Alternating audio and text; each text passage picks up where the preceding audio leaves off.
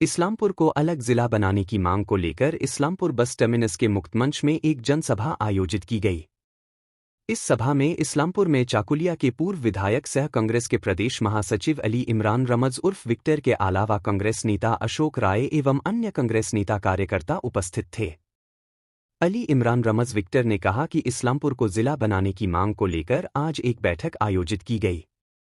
उन्होंने कहा कि इस्लामपुर जिला निर्माण कमेटी का एक ब्लॉक कमेटी का गठन किया गया है। मोहम्मद कमरुल को कमेटी का इस्लामपुर ब्लॉक के अध्यक्ष बनाए गए हैं।